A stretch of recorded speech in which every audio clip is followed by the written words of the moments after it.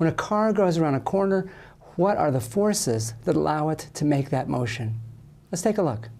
When a car goes around a corner, it's actually going in a segment of a circle. And so this is essentially a circular motion problem. So let's take a look. What are the forces that allow a car to go around a corner? And we're going to take two views. First off, we're going to take a top view. And if we take a top view of a car going around a corner, it's actually going in a segment of a circle. So the acceleration is directed towards the center of the circle, and so therefore the net force is directed towards the center of the circle. But now let's look at the physical forces that act on the car, and in that case it's easier to take a side view. So here's a side view of the car, and let's think, what are the forces that act on the car? This is our force identification piece. So what are the forces that act? We'll give you some choices. There are three forces that act on the car. There's the weight force, which acts down. There's a normal force, which pushes up. And there's a third force, and that's the friction force. Now, the normal force and the weight force are equal to each other. So the normal force plus the weight force is equal to 0. There's no net force in the vertical direction. The car doesn't move vertically, but it does move horizontally.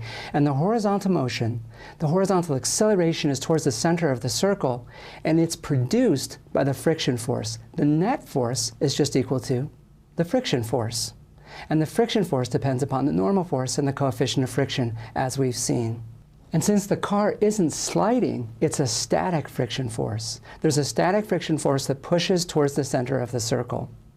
Now that might seem surprising, that the friction force is the one that's actually allowing the car to turn the corner, but imagine this. What would happen if the road was icy and there was no static friction?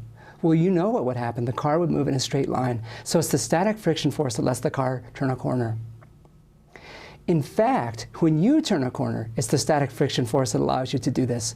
Let's take a look at a runner going around a track.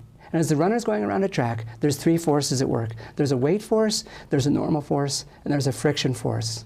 And notice how he's tipped towards the center of the circle. And the reason he's tipped is this.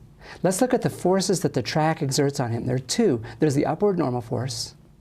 Then there's the sideways friction force. The sum of those two forces is a vector that points along his body. And you naturally tip so that the sum of the forces of the track on you is along the direction of your body. And that's why you tip when you turn a corner. As we saw in the chapter opening photo for chapter 6, where we show some horses rounding a bend in a track.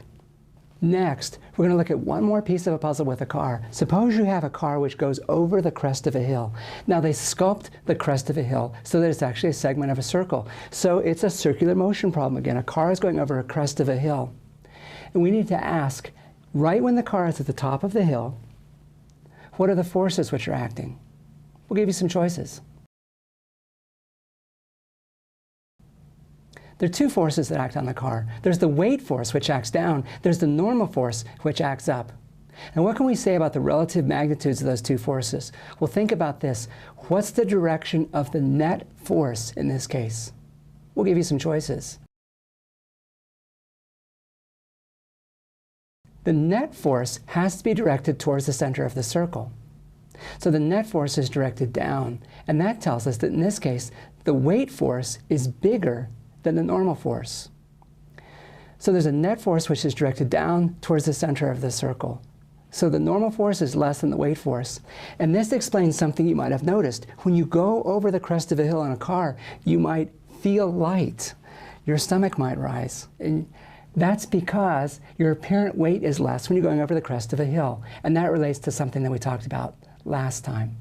So for the case of a car going over the crest of a hill, it's the weight force. It's the weight force acting down that allows the car to go in a circle. And it's that weight force, the force of gravity, which produces the circular motion in this case,